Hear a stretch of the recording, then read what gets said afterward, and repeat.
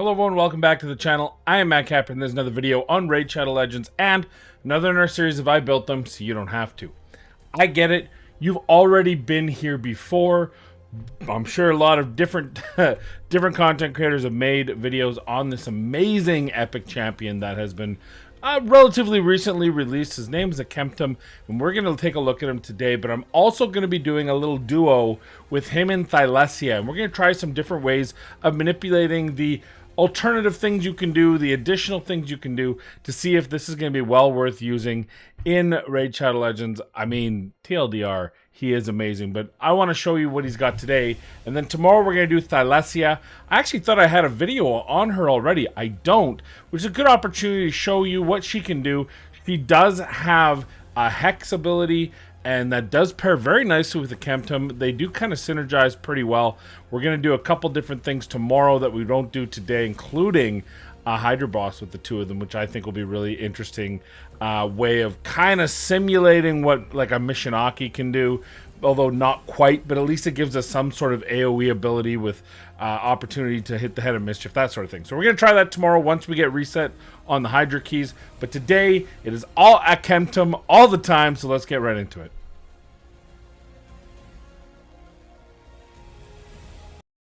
Immortal Malison attacks all enemies 3 times.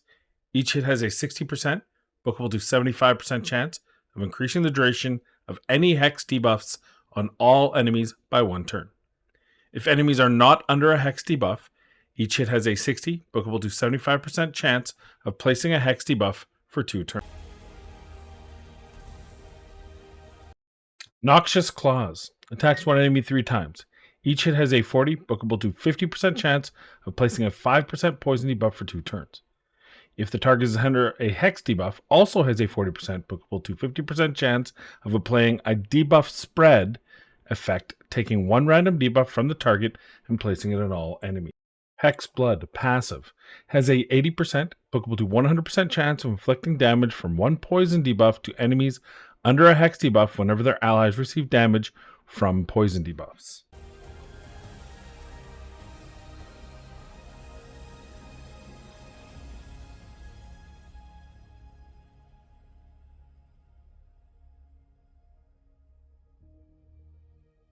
All right, there was a good look at Akemtum's his kit. Let's take a double look at it just so we can talk about what's going on here. One thing you don't see very strongly is the fact that he has an increased speed aura in all battles, 18%. A great ability for any epic. This alone makes him usable no matter what, but on top of it, he has a passive that doesn't really show what it can do in a kind of a solo run thing, and this is a up to book to 100% chance of inflicting 1 damage from 1 poison debuff to enemies under a Hex debuff whenever their allies receive damage from poison debuffs. Kind of a neat ability. We're going to showcase how that kind of works for you in a minute, but first we got the rest of the kit to go through and his masteries. We have this here, attacks 3 times. Each hit has a booked to 75% chance of placing Hex. So, because it's 3 times in each one, you're pretty much going to get Hex. I guess, mathematically speaking, you can miss Hex 3 times even without resist. But most likely, you're going to get Hex on all of them. And if you preview, if you bring in a Hex champion, he can actually just extend those right away. Now, keep in mind, Hex not only is going to activate his passive, but Hex actually activates a shared damage ability through all of them, which is going to be really fun tomorrow, I hope, in Hydra.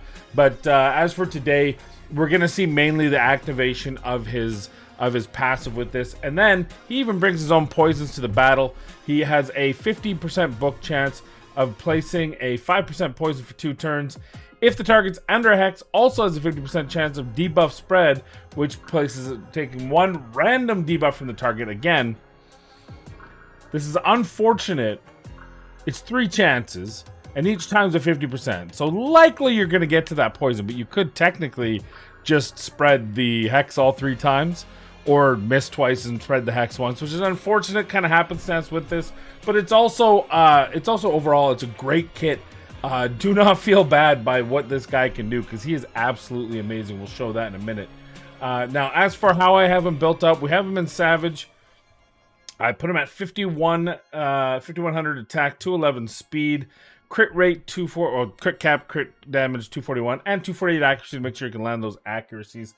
And now let's take a look at Masteries. We'll slide over here so you can see them. The big difference here, obviously, is the fact that we put him in Giant Slayer. Opportunity for multiple proc Giant Slayer, because he's got so many multi-hits. It's just an obvious choice, in my opinion, to put him in Giant Slayer. And then we gave him a chance for support. And then we could have, I think, because the poisons might have been an extra chance here. Probably the better 3-time hit. Is it really better? It's not worth 150 gems because I don't have them.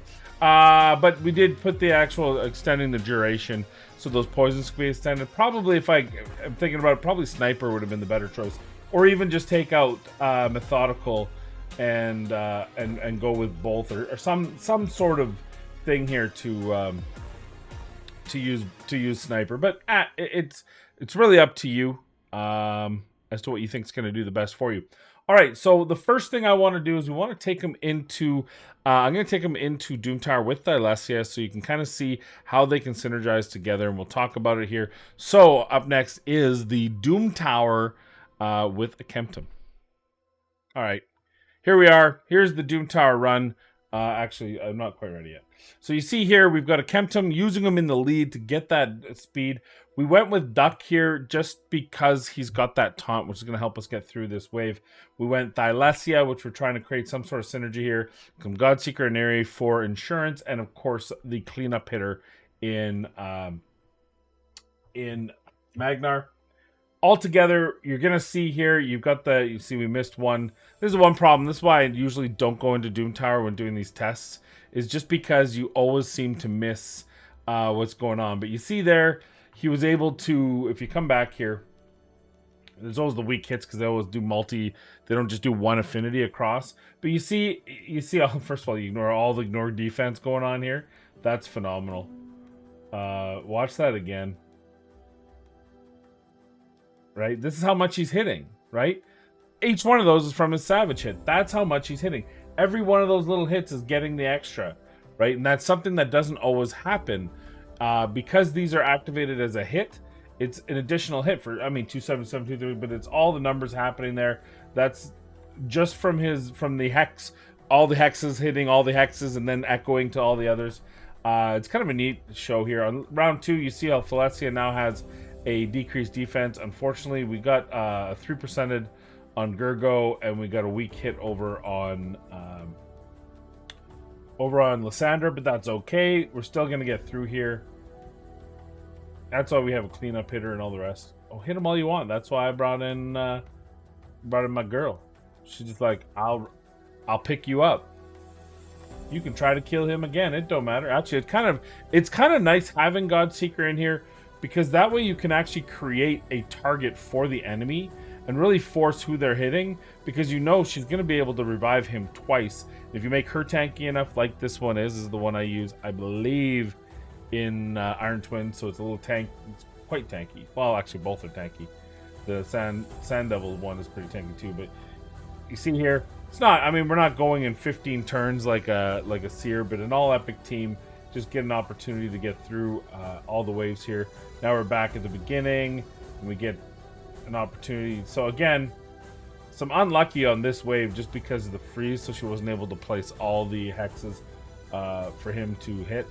But it's just extra insurance, and there you go. Pretty easy finish. You see Akemtum doing good damage, but so Thylessia. We knew Magnar would as well, but just the ability, that first wave really kind of highlights what he's able to do. All the damage he's able to do, and if he's in Savage, if he's in Cruel, if he's in Stun, if he's in Taunt, all that's gonna proc to my understanding, every time. Now, I that's how my understanding of how Hex works. I've never actually used it in practice, so maybe I feel like Hell Hades never. I feel like Saf has done something like that, where he did some testing on it and showed that it actually the echo of it acts as another hit and then reactivates gear sets. Maybe it's only things like ignore defense, like you saw there. But overall, really good champion, easy hit. Now we're going to take him into some damage testing for you, and then I'm going to take him into Dragon 10 Hard, which is a fun little comp. So why don't we head over to damage testing next? I'm just going to show you kind of the breadth of where he lands in damage. He's only got 2 abilities, and honestly, his pure physical damage is not where he's making all his cake. He's making in the poison spread and the ability to activate poisons as well as some physical damage. But it is always nice to know kind of where he fits, and if Magnar, widely regarded as one of the better AoE, if not the best AoE epic nuker. And then you've got Thylessia. We've already done a video on her recently. She's kind of on the like good nuker AoE, but kind of in the middle low tier for good. Both of them have amazing kits. I love both of those champions. This is a good opportunity. I would have actually brought in who was the other one that we were testing with them? I don't even remember. But I'm sorry, but I remember even Lochwain. I would have brought in Lochwain as well, but it's not really a fair. I didn't have gear on him, and I didn't want to re-gear him. I'm kind of resource poor right now. So here's the attacks all enemies 3 times. You see it there. You see by the end of it, you're just gonna get like you see that there's 4, there's 5, 4, 5, 3. You know, he's able to extend those buffs. If this was a longer sustained fight, for example, that would last forever. AKA, Hydra, perhaps? We're going to give it a try. We're going to see how that works. But I've got some tricks up my sleeve tomorrow.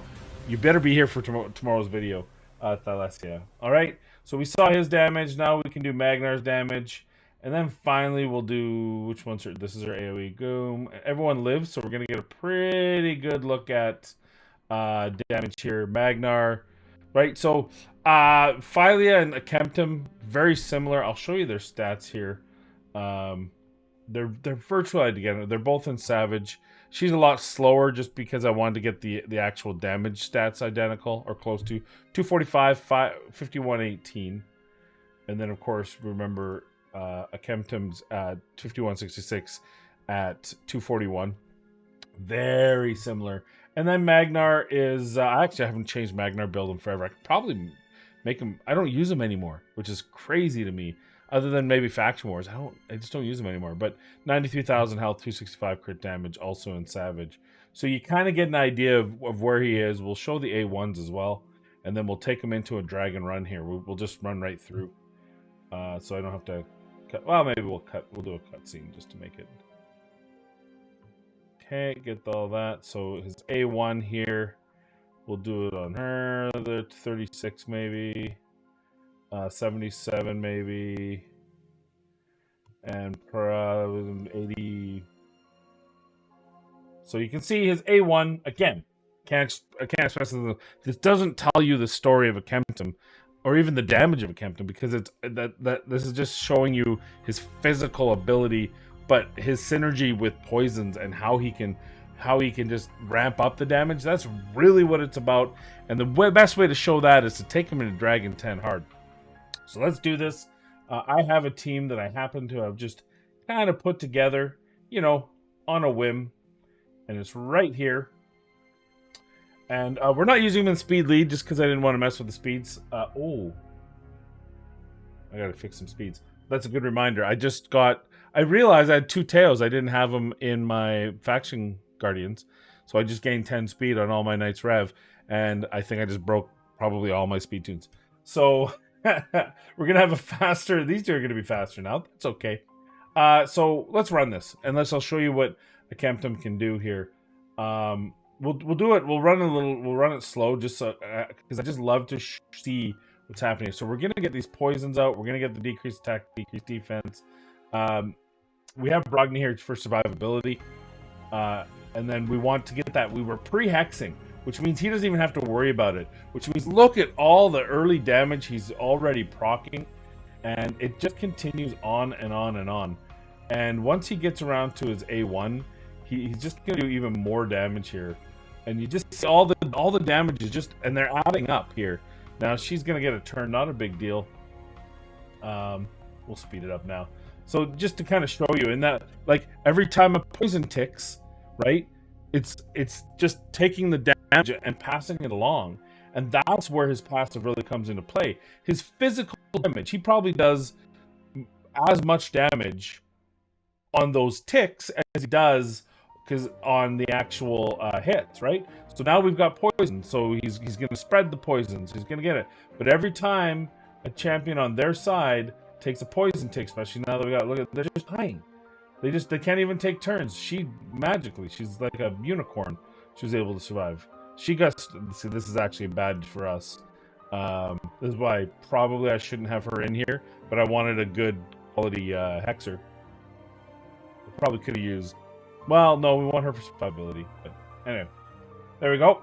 Now we get on to the boss. This is one of the slower runs. The fastest of this team was 130, but because we got that silly stone skin and we've been running it slow, it's gonna take a little bit longer, but we'll run it once more in full speed all the way through just to kind of give you an idea. Like, it's a great team.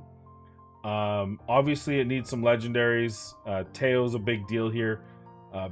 Also Brogni for that survivability. You saw right there what Brogni brings to the table.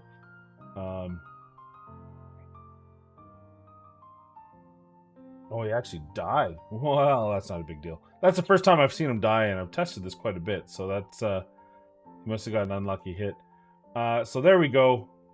We'll show you a faster time here. That's 2:08. Ugly boots. Let's replay it in full speed again. Just revel in the amount of damage that potentially this guy can do when everything just starts ticking and all the poisons, and it's just beautiful to behold. And they spread poison. We're already overcapped in poisons, but you see every time someone takes poisons, everyone takes poison. See that? Like, it's crazy how much that can steamroll and just take out a team. I really wish that didn't happen. All right, second wave again. All right, we'll get those hexes out, which is good. He's going to extend those hexes. Now we got the poisons, more poisons. That's what we want. We want those poisons out there. He's going to single out one. Now, every time someone takes a hit, you see people die. Look at all the poisons that are being taken, even before they take a turn. Somehow, she managed to live. Good, we're on to the boss in under a minute.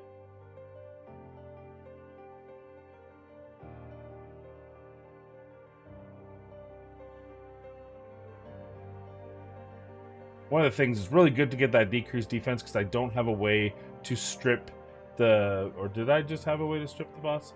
I have a low chance to strip the boss's increased attack, so we've got to make sure of survivability here. But this one looks like a pretty good run. It's not my 26 second, but there we go. 1:34, easy. But look at, so this is the thing, is it doesn't look like he's doing a whole lot, but he's done 4.1 million damage. Only Theodore, only a ridiculously strong champion, is doing more damage in Theodore at 4.8. And that's the kind of level that's what Akemtum can do for you, and that's why he's such an exciting champion to run. So that's it for it. Let's go to final thoughts on Akemtum. My final thoughts on Akemtum.